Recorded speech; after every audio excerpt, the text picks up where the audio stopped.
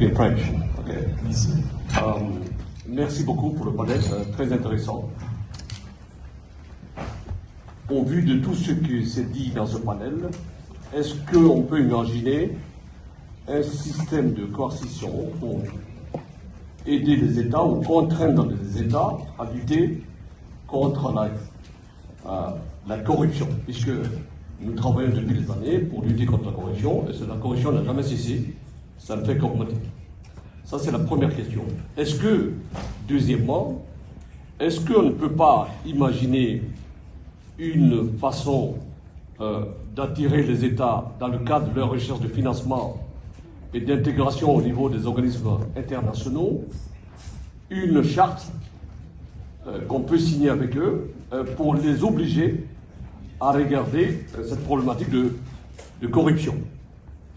Pour finir, je voudrais savoir, puisque nous devons investir sur l'avenir, nous avons des jeunes ici qui ont fini leurs études, d'autres qui continuent, comment les jeunes peuvent accéder dans vos organisations pour soit être recrutés, soit avoir des stages dans vos organisations. Et pour finir, je trouve que vous êtes des personnes qualifiées. Est-ce que vous pouvez penser à passer souvent dans les universités pour donner votre expertise en termes de gestion, en termes de réflexion sur la corruption? Alors, je ne me suis pas présenté, je suis chez Keïta, je suis ambassadeur de WUSME. WUSME, c'est la World Union for Small and Middle Enterprise. Merci. La formation, monsieur l'ambassadeur, la formation, c'est extrêmement important et nous avons, par exemple, nous, les procureurs européens français, nous recevons chaque année des auditeurs de l'École nationale de la magistrature qui viennent faire des stages au parquet européen et nous pouvons aussi recevoir des étudiants. Il est évident qu'il faut non seulement passer le message, mais leur donner aussi à tous ces étudiants le goût du risque. Vous voyez ce que je veux dire? Pour continuer sur le goût du risque, les immunités diplomatiques, monsieur l'ambassadeur. What do we do with the immunities? Well, we're trying to lift them.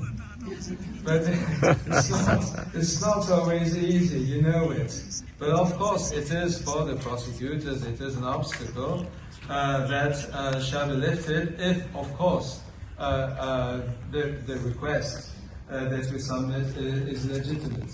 But indeed, sometimes we have to face this type of obstacle.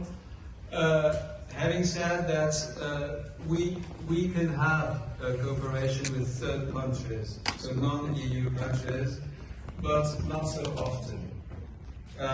We are very much specialized in the European territory, so this is our main action. But sometimes, in some cases, for example, the external aid, l'aide extérieure, indeed, we might have some cases. And in the end, before giving the floor to the Président du Greco,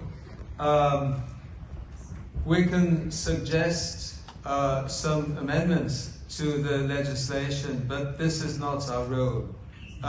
What is much more important is, of course, the recommendations of the Greco, for example, and this round of controls and recommendations. The one on the justice was very much painful, but indeed this is not our main function or our main role. But we need to have close links to OECD, to the minister level, of course, And in the framework of our action, we are independent, totally independent, but we have to report each year to the political level. And it is normal, all right? We're not reporting on single cases, but in general, we have to show, we have to explain what we're doing, and we also have to show that we can have results and that we can be efficient. Thank you for that. Roby, please. So my question is to the panel and others is if any of you are working on issues related to the financing of political campaigns and the connection between that and the capture of this particular sector as well. Roby's trying to stir things up here. This is obviously very critical, and at every level, every country has this happening, right? So I'm curious if any of the audience members as well are involved in this. We know this is a growing level of influence, particularly in environment climate. No one wants to be brave and answer a question from the audience, Roby. I'm going to pick on Fernando then. The lobbying, I mean, you must see it, right? Whether, I'm not saying it's your company, but you must see it as you're in other countries, as you're expanding and you're working the supply chain. I mean, are there ways that we could make more of a public statement about the importance of sort of the integrity in the sector and not have politicians sort of be so connected in a negative way with this? Well, I can say what typically companies like ours, I mean, again, our players, I'm not talking about others, probably the size is relevant as well. But what we do when contracting lobbyists or agents or intermediary consultants or whatever you want to call it, I mean, we go through very robust analysis and very robust due diligence, analyzing UBLs, analyzing the media, analyzing very, very complex. Because basically the risk we all know is there. Even if we don't really want our partner to bribe anybody, but even in the case, the reputational damage that we can have if somebody does any mistake in our third parties, that's going to cause us a real damage. So even, obviously, I don't think any large multinational wants to bribe anybody, but we do really need to influence, because legitimate influence, not doing the right influence. But the line... Thank you very much. Thank you for this invitation. It's important for us, for prosecutors, to have the opportunity to meet the OECD, to meet you, Minister, to meet the Greco, to meet you, Madame, and to present ourselves, because nobody knows us. And this is a shame. So, who am I? I'm the French European prosecutor, and surprisingly, I speak English.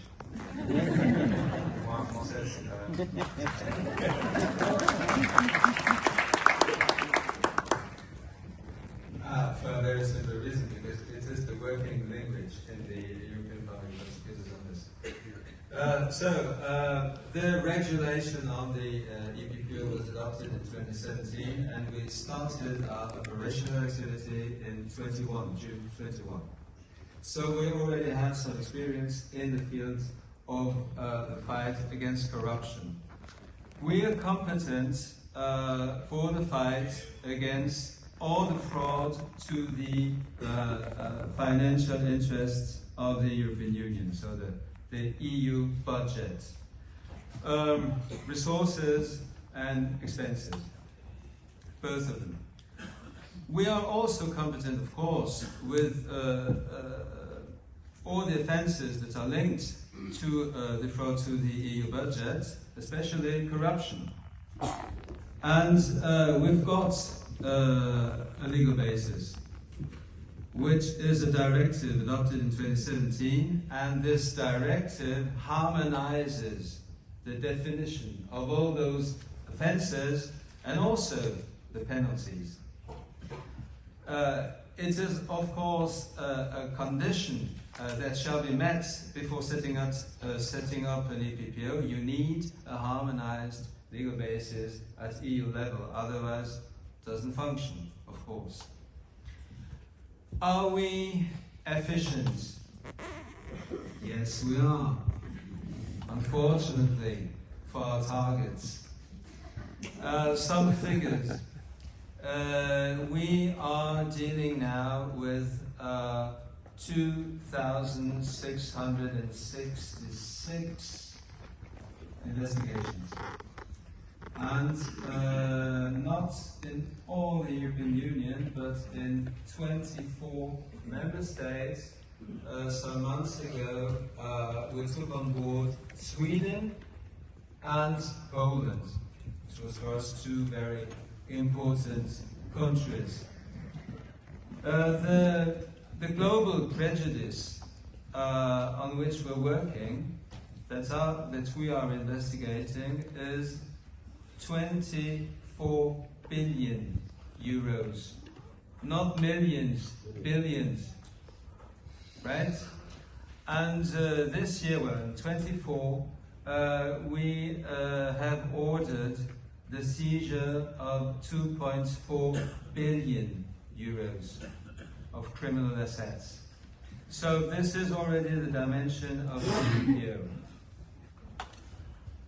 EPO. As regards the corruption, it is very interesting to see that the new Commissioner for Justice, Michael McGrath, Irishman, received, of course, like the other commissioners, a mission letter from the President of the Commission, Madame von der Leyen.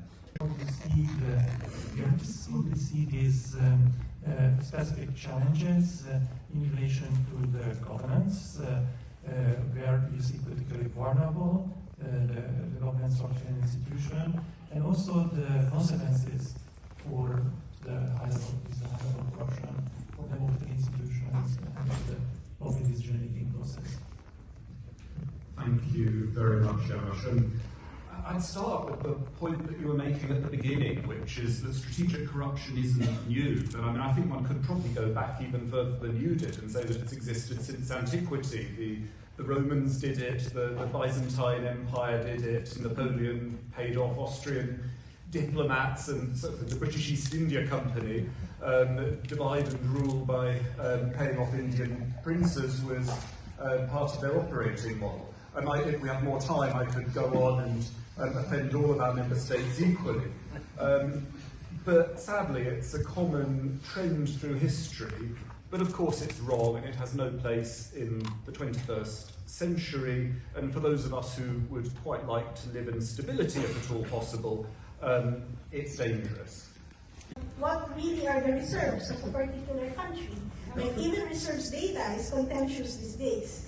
So if you limit the access to that information to only one or two parties, that's going to be problematic. So multi-stakeholder approach, where industry, governments, and civil society, especially the impacted mining communities, are all in one table trying to understand what the information is saying, what really is the story here, what are the deals that are being entered into, what are the terms of these deals, and how does that translate to local beneficiation. We have a lot of good, I'm now coming to the good news. We have good examples at country or community level in the Philippines, in Indonesia, in Gabon, in DRC, where multi-stakeholder group that's leading the EIKA process, they come together, they try to understand collectively what the data is saying, and on the basis of that, in DRC, for example, they were able to renegotiate the fiscal terms of the deal, and in a 10-year period, were able to recoup around $7 billion US. And in the Philippines, they're tracking all the revenues that are being paid at the subnational level. In Gabon, they're trying to understand the cost structure of companies to make sure the tax assessments are correct. So these are just some of examples of transparency in action that's made alive by a multi-stakeholder initiative. That's great. I love hearing examples of transparency in action, as you said, but Philippines and Gabon sounds like they're really trying to help set a standard that may be useful for others. One of the other big emerging pieces in this whole green transition puzzle is this carbon market effort, right? This is where some of the growth is, and you mentioned this a little bit already, Bryce, but from the perspective of the institutions like the World Bank, or the work you're doing with governments, how can we really try to build more trustworthiness into this carbon market system? We've already heard, Bryce say there's lots of conflict here and lots of numbers that may not be reliable, but how can you help us make sense of what's real and where we've got some opportunities? Especially in a moment where the erosion of trust in anything is out there. Some people don't believe in climate change at all. Yep. Some people don't believe in vaccines to fight COVID, right? So it's not an easy task. It goes beyond the technical challenge as well. So look, I think that building on what my colleagues have said, transparency is key. Those of us who have taken at some point economics 101, remember what is the key for competitive markets, right? It's perfect information. So you need to have information in order to regulate this market. You need to have information to participate in the market as well. But information without accountability leads to impunity. And this is what we see in country after country after country. So the key information, in other words, is not enough to guarantee anti-corruption effectiveness. So what we need is to have recourse mechanisms built up in the market itself. So, the market is there, information is there, flows of money is there. What happens when things don't go in the direction that we expected? You need to have the institutional mechanisms to actually challenge the market or the markets. It's not just one market itself. Part of this, we know is very challenging. We have been working together with UN OCDE. We have just published a paper on tackling corruption in the context of the green transition. We don't have all the solutions, but at least we're starting to work together across organizations to identify the challenges and what would be the beginning of the solution to this. That's great. It really is going to have to be a team effort, and I'm a big believer that civil society has to be part of that team. So please, if you have any further insights, I know these safeguards. How do we work to really try and build up some of these safeguards? What do you think is in the realm of doable here? Well, I think there's a lot linked to political will and the trust issue. And I think for us, like as I mentioned before, the topic of undue influence and conflict of interest is at the heart. We've seen, well, actually, like an anti-corruption agency commissioner once told me, or was asking this question: who has actually interest or is benefiting from things not getting greener? I was like, it's a very simple question, but it actually raised a lot of sub-questions. Why do we still have 7 trillion per year of fossil fuel subsidies, etc., etc.?